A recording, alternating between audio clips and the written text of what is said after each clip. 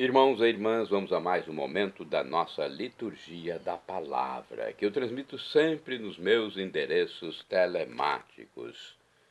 É para você que precisa da palavra de Deus, de ouvir um conforto, de saber como é realizado o rito na Igreja Católica Apostólica Romana diariamente, com missas que são para a nossa conversão, para a nossa salvação eterna. Um dia vamos viver num outro espaço, no outro tempo, no tempo de Deus, de forma perpétua, perene, por todos os séculos, com felicidade em plenitude. Eu sou o repórter Paulo Maciel e também animador litúrgico da igreja.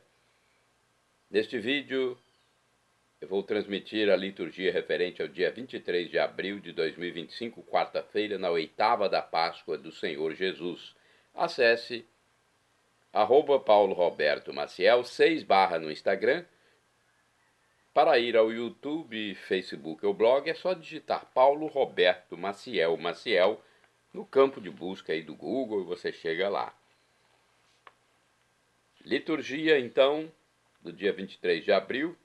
A cor dos paramentos litúrgicos é branca, conforme eu estou simbolizando aqui com esta camisa. No ano litúrgico C, onde se dá mais destaque é o evangelho escrito por São Lucas, é o terceiro evangelho do Novo Testamento. No rito temos a missa própria, com glória, o prefácio da Páscoa. E a primeira leitura é a leitura dos Atos dos Apóstolos, capítulo 3, versículo do 1º ao 10º.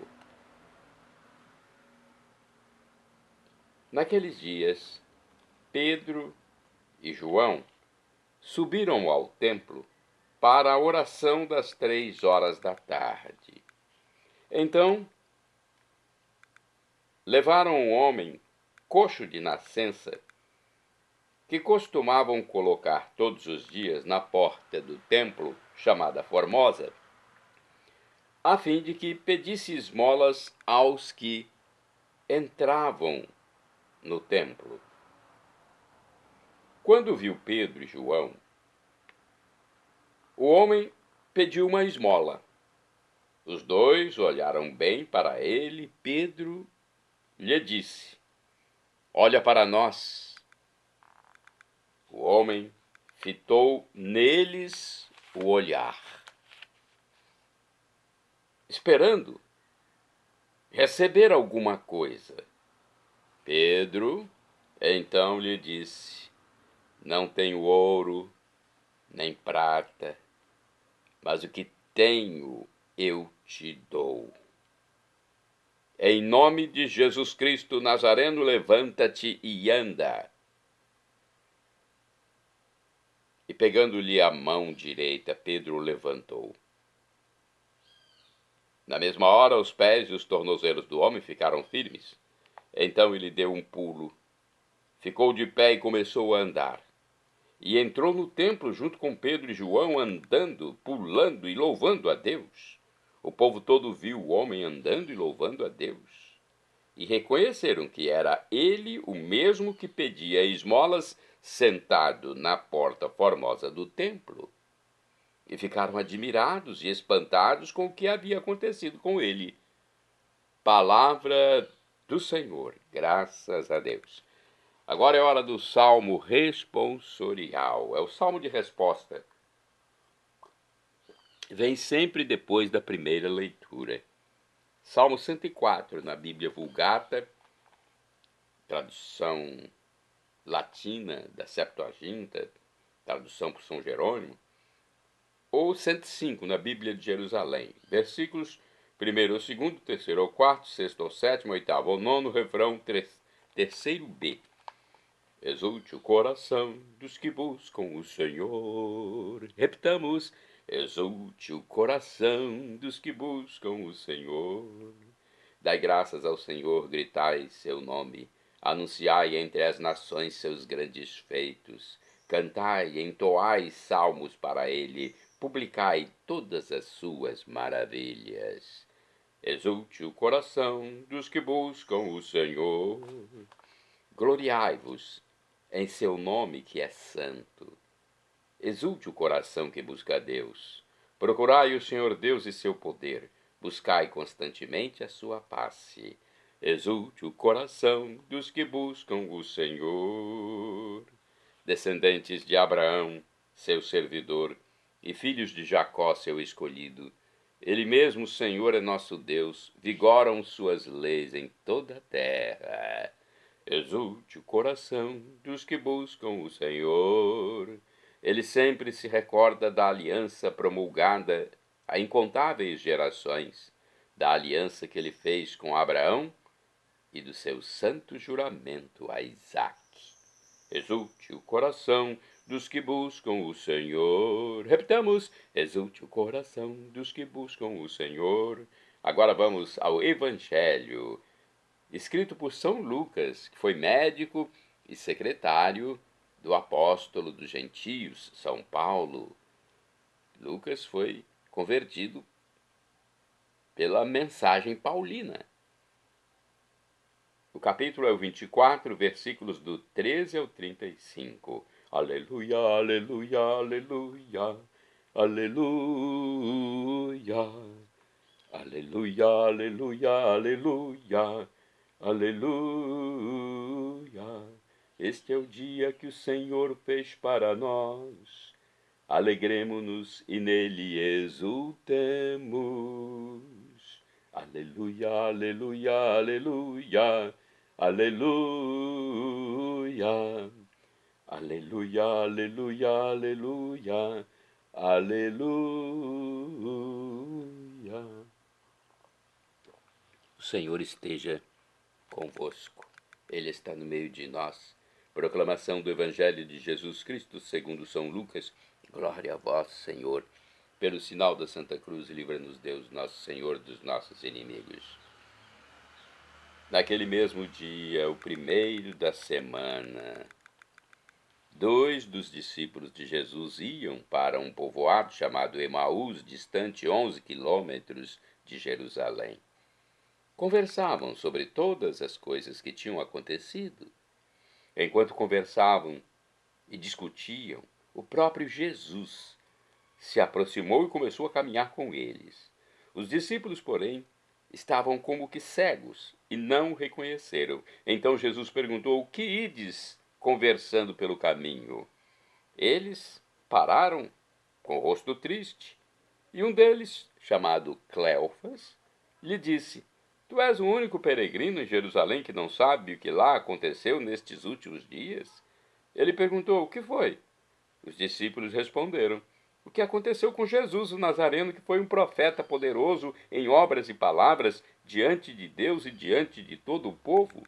Nossos sumos sacerdotes e nossos chefes o entregaram para ser condenado à morte e o crucificaram. Nós esperávamos que ele fosse libertar Israel, mas, apesar de tudo isso, já faz 3 dias que todas essas coisas aconteceram.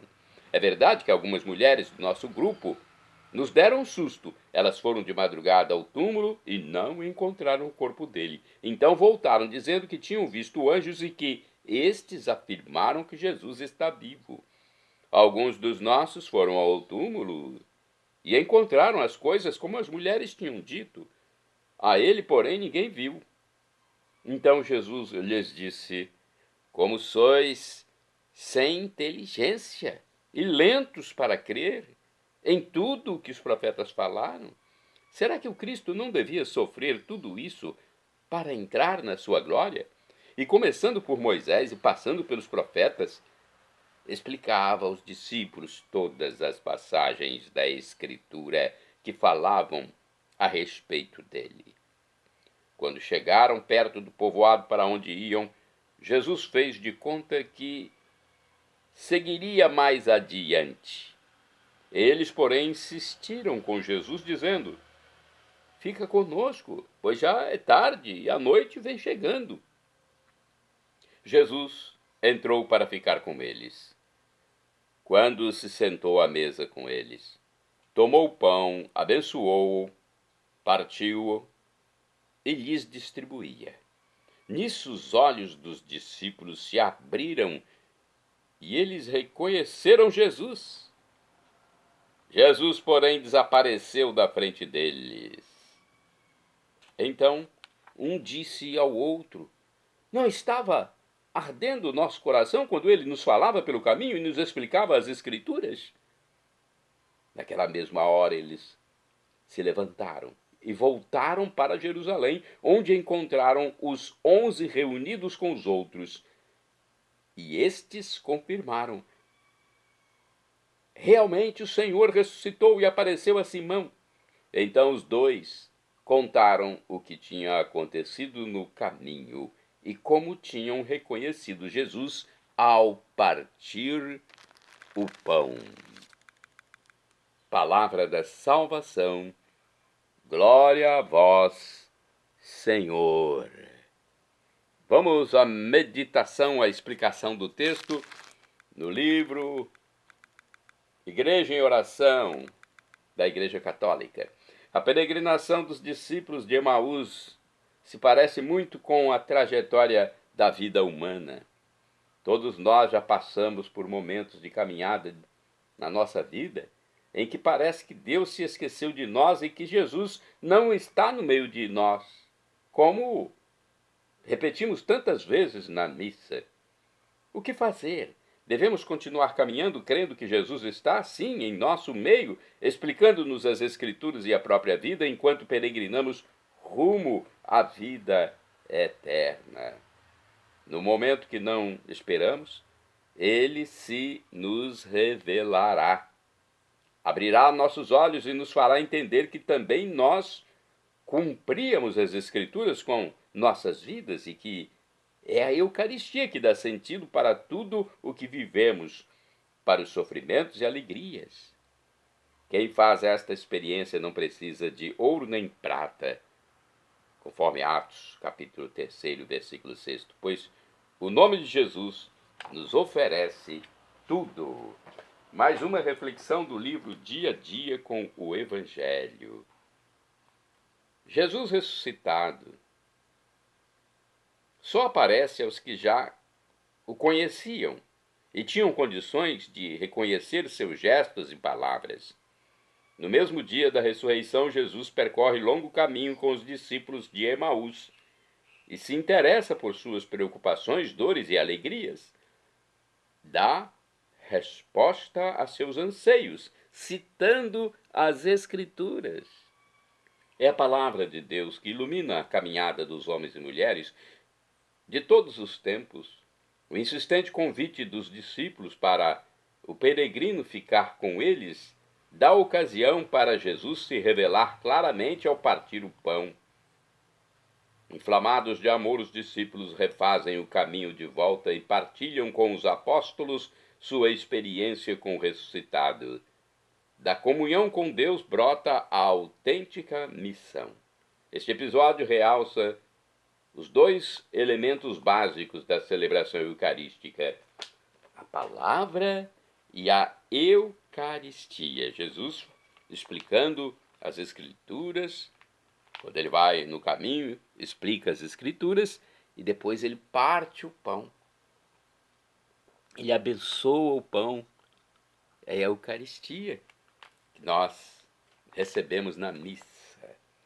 Mais uma reflexão do Evangelho de Lucas 24, versículos do 13 ao 35, está no livro Palavra e Vida. O importante não é tanto reconhecer o rosto do crucificado, no ressuscitado. O importante não é a identidade física, mas deixar que suas palavras cheguem ao coração de cada um de nós e o faça abrasar-se. Os discípulos de Emaús não reconheceram o viajante que se aproximou deles. O corpo glorificado, pelo que nós sabemos, é diferente. É um corpo que pode mudar de imagem. Até Maria Santíssima, que ressuscitou também, Maria Santíssima aparece para várias pessoas de formas diferentes. Jesus apareceu para Maria Madalena de uma forma que ela não o reconheceu. Um dia nós teremos um corpo assim também, com novas propriedades, um corpo que não sofre mais as consequências do tempo, do espaço, como nós conhecemos aqui. É algo inexprimível, inenarrável, inefável. Não dá para nós, criaturas, entendermos, mas só de imaginar dá um friozinho na barriga, né? De alegria, de vontade de estar lá. Pois é, os discípulos de Emaús não o reconheceram e aquele viajante se aproximou deles, o viajante que era Jesus. Só quando esse viajante, esse companheiro de viagem, tomou o pão, pronunciou a bênção, partiu e o deu, é que eles souberam ligar o que haviam sentido em seu coração com a presença de Jesus. O coração deles ardeu e agora eles descobriram por quê. Nós precisamos aprender a fazer o caminho inverso da palavra, que é Jesus, ao pão compartilhado, à Eucaristia feita, ação de graças. Vamos agora aos santos do dia, porque os santos seguiram Jesus. Santo do dia 23 de abril, Santo Adalberto, bispo de Praga. Também foi mártir, de acordo com o site do Vaticano. Adalberto foi o primeiro bispo eslavo de Praga.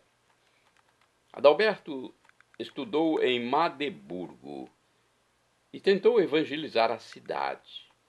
Porém, era um ônus difícil para uma única pessoa, então transferiu-se para Roma, onde se tornou monge beneditino. Depois foi missionário no norte, entre os prussianos.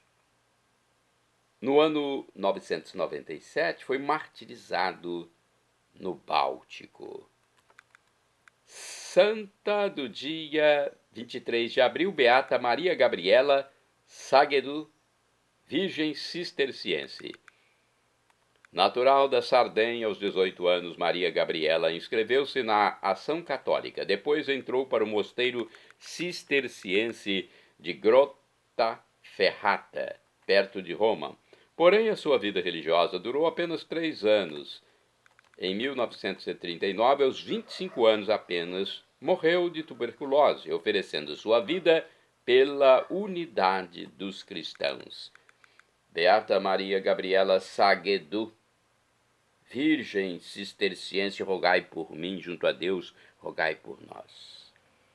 Quando a pessoa é beata, a pessoa que morreu, que está no céu, se transforma em beata, falta apenas 1 grau para a canonização, para se tornar santa. Porque quando se pede a canonização de uma pessoa que fez o bem, que mostrou sua santidade, ela vai a servo de Deus ou serva de Deus, bem-aventurada ou bem-aventurado, e depois canonizado ou canonizada, que é a santificação. Santo do dia 23 de abril, mais famoso é São Jorge, guerreiro, mártir. Segundo o site do Vaticano, poucos santos têm um culto tão difundido e tanta veneração popular como São Jorge, cavaleiro e mártir de Cristo, entre os séculos II e IV. Então, não se tem a certeza do século. Testemunham isso as inúmeras igrejas a ele dedicadas e as muitas cidades e regiões do mundo, dos quais é padroeiro. Sua festa litúrgica é dia 23 de abril. Jorge, cujo nome de origem grega significa agricultor, nasceu na Capadócia, hoje Turquia, por volta do ano 280, de uma família cristã. Transferiu-se para a Palestina, onde se alistou no exército de Diocleciano. No ano 303, quando o imperador emanou um edito para a perseguição dos cristãos, Jorge doou todos os seus bens aos pobres. E diante de Diocleciano rasgou o documento e professou a sua fé em Cristo Jesus.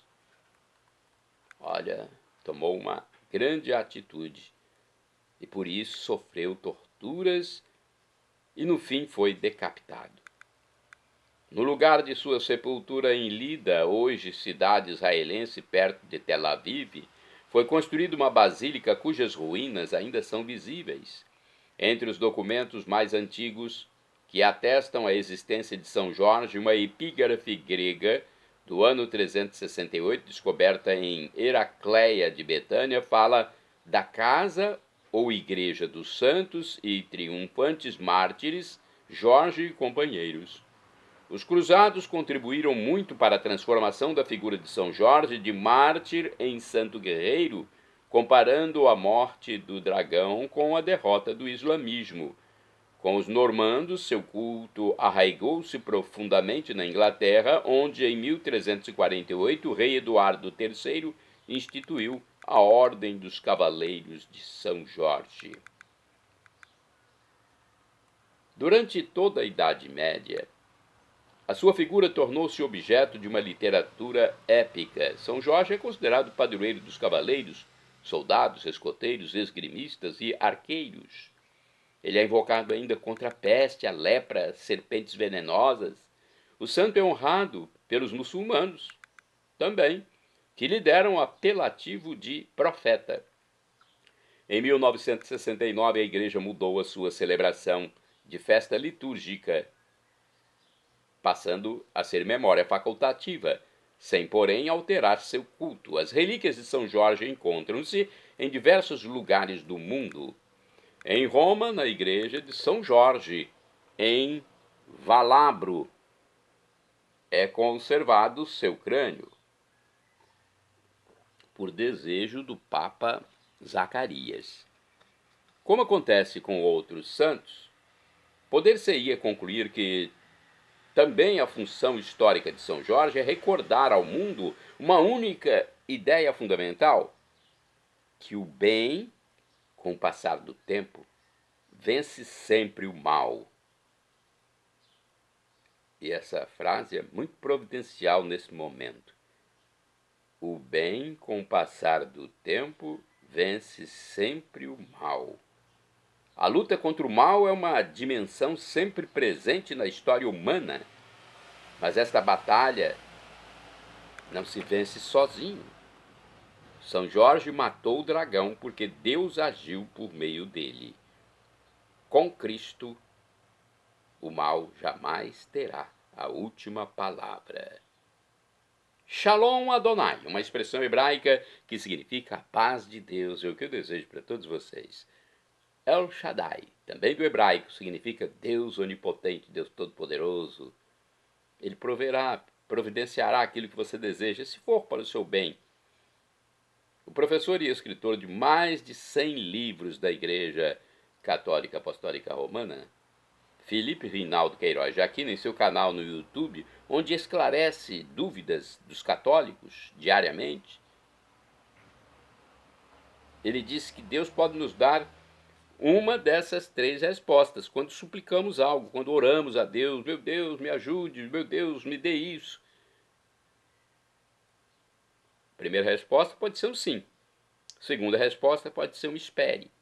E a terceira resposta pode ser um não. Até na Terra, nosso pai físico nos dá um não. Nós que somos filhos, né, recebemos muitos nãos dos nossos pais, porque eles veem que aquilo é o melhor para o filho. Né? Quantas vezes o papai falou para mim: não coloque a mão aí na tomada, porque você pode tomar um choque e morrer. Né? Não fique comendo muito sal, porque pode aumentar sua pressão arterial. Não coma muita gordura, porque pode entupir suas veias. Acate qualquer resposta de Deus, porque Ele é onisciente, onipotente, onipresente, e um dia vai nos levar para viver com Ele por todos os séculos dos séculos. E agora eu clamo, Maranatá, como dizemos nós católicos.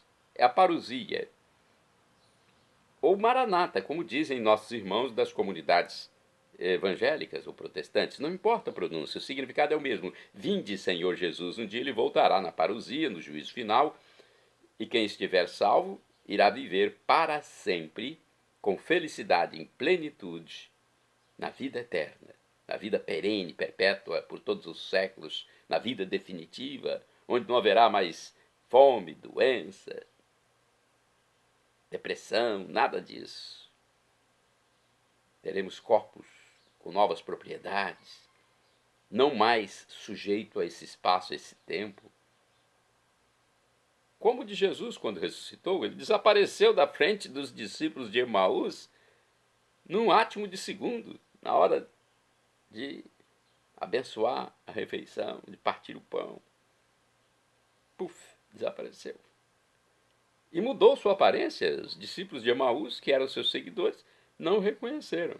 Assim como mudou a aparência também para Maria Madalena. Ela, quando foi ao túmulo, não o reconheceu. Teremos um corpo parecido com o de Jesus, com os dos anjos de Deus. Para isso, temos que crer em Jesus como Deus, segunda pessoa da Santíssima Trindade. Temos o Pai, Criador, o Filho Redentor e o Espírito Santo, nosso santificador, nosso defensor espiritual. 3 pessoas numa só. 3 pessoas numa única divindade, numa única essência divina, numa única substância divina. Creia em Jesus como Deus, seja batizado e arrependa-se dos seus pecados. Arrependa-se diariamente. Fale com Deus. E também procure o sacerdote, o padre, você que é católico.